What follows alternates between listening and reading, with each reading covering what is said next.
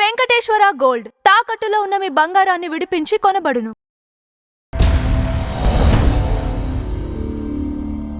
ఈ టైటిల్ 11 పెట్టారు. 11 అంటే ఈ రెండు తెలుగు రాష్ట్రాల్లో ఒక సంచలనం. లేదు సార్, దానికి ఎలాంటి సంబంధం లేదు. ఇది మేము 3 years బ్యాకే అనుకున్నా, అంటే లోకేష్ ఎప్పుడైతే మా డైరెక్టర్ ఈ కథ ప్రొడక్షన్ చెప్పినప్పుడే టైటిల్ ముందు వేరే టైటిల్ ఉండింది.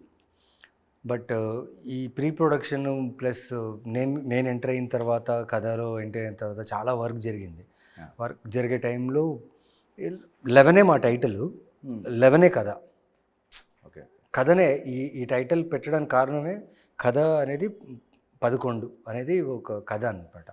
సో కథకు రిలేటెడ్గా చాలా యాప్ట్గా ఉంటుందని పెట్టిన టైటిల్. సో దాని తర్వాత ఇవన్నీ అంటే మీరు చెప్పినట్టు అయింది. బట్ మేము ముందు నుంచే ప్రిపేర్గా ఉండే. అండ్ మీరు చూస్తే పోస్టర్లోనే మీకు ఉంటుంది, అక్కడ ఒక 11, ఇక్కడ ఒక 11. అది కూడా 11 వస్తే బాగుండేది. అది కూడా 16 కాకుండా లక్కీలా ఫ్రైడే థర్స్డే వచ్చింటే బాగుండేది. అదే బట్ ఈ డేట్ దొరకడానికి మాకు చాలా కష్టపడ్డామండి. కష్టపడ్డాం ఇన్ సెన్స్ థియేటర్ దొరకపోవడము, లేకపోతే డిస్ట్రిబ్యూటర్స్ దొరకపోవడము, అలా కాదు. ఈ సినిమా పోస్ట్ ప్రొడక్షన్ ఫినిష్ అయిన తర్వాత బేసిక్ ఏంటంటే సార్, ఇది బైలింగ్వల్ సినిమా. బైలింగ్వల్ అంటే డబ్బింగ్ సినిమా చేయొచ్చో అని చాలామంది అడిగారు. బట్ డబ్బింగ్ కాదు. ఎప్పుడైతే వీళ్ళు నన్ను ఎంచుకున్నారో ఈ క్యారెక్టర్కి, వాళ్ళకి ఐడియా వచ్చింది, సో ఇది తెలుగులో కూడా చేస్తే బాగుంటుంది అనేసి. అప్పుడు మేమేమనుకున్నామంటే ఒక షాట్ తెలుగు, ఒక shot Tamil. So proper original 2 language film చేద్దామని. సో అందుకే మీ తెలుగు యాక్టర్స్ ప్లస్ తమిళ్ యాక్టర్స్ని మర్జ్ చేసి ఈ సినిమా చేశాను. ఓకే, కానీ ఫస్ట్ మీరు అలా లవ్ స్టోరీస్, ఆ తర్వాత హర్రర్, ఆ తర్వాత యాక్షన్, కామెడీ, తర్వాత ఇంకా సస్పెన్స్ థ్రిల్లర్.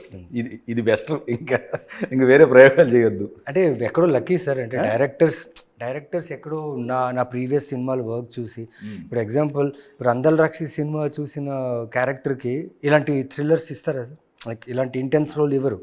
అది మటుకు మీరు చేంజ్ చేసుకున్నదే వరుసగా 1 by 1 నేను చేసుకున్నా. At the same time directors కూడా గ్రహించారు, okay he can play this also అనేసి. So I'm somewhere lucky that director are choosing me for this kind of roles.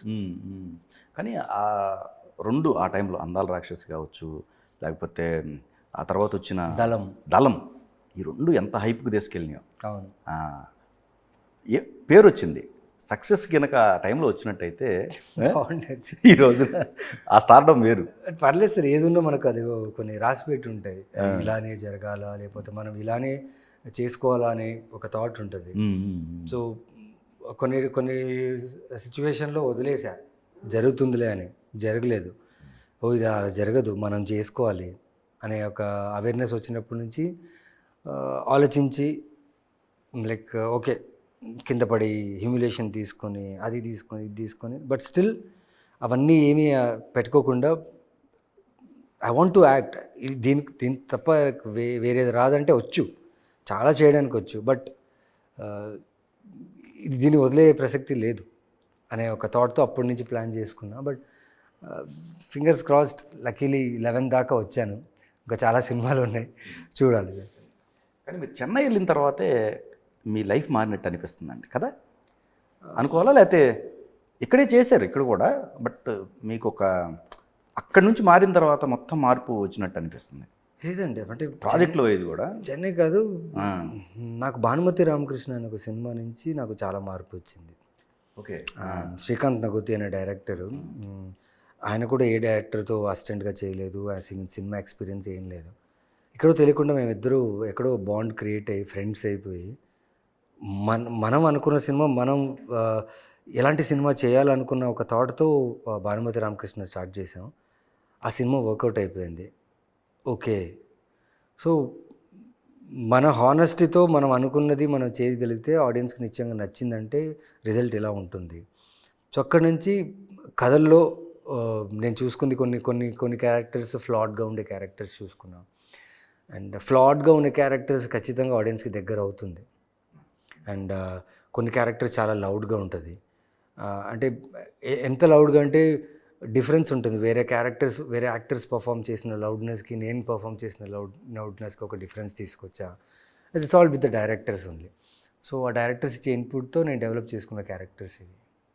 మధ్యలో ఎక్స్పెరిమెంట్ అనుకోవాలా, మీరు 2 కామెడీ అటెంప్ట్ చేశారు. అసలు మీకు సంబంధం లేని వాటిని అంటే మీరు ఫైనలైజ్ చేశారంటే, మీరు సైన్ చేశారంటే కన్ఫామ్ అప్పటికి త్రిపుర అనుకుంటా. త్రిపుర వచ్చిన తర్వాత వచ్చినాయి 2-3 సినిమాలు కామెడీ కామెడీ ట్రై చేశాను. అది ఆ రూట్ వర్కౌట్ అవ్వాలి, ఆ రూట్ వర్కౌట్ కంప్లీట్ వర్కౌట్ అవ్వాలి ఆ రూట్. అంటే తెలీదు ఆ టైంలో. యూజువలీ సార్ ఒక యాక్టర్గా మీకు ఎలా ఉంటుందంటే, సపోజ్ మీరు ఒక కథ నరేట్ చేయడానికి వచ్చినప్పుడు ఈ వ్యాస్ట్ స్టేజ్ ఆఫ్ సినిమా అని ఉంటుంది. మార్కెట్, సక్సెస్ రేటు, నంబర్స్, అవన్నీ ఐడియా లేదు. ఒక కథ చెప్పేటప్పుడు ఏంటంటే క్యారెక్టర్ బాగుందా, ఆ క్యారెక్టర్లో నేను ఎలా చేయగలను, ఒకవైపు కథ జరుగుతూనే ఉంటుంది.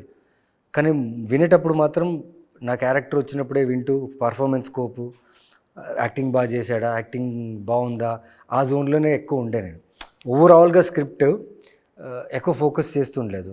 నా పర్ఫార్మెన్స్, నా క్యారెక్టరు, దాని మీద ఎక్కువ ఉండే.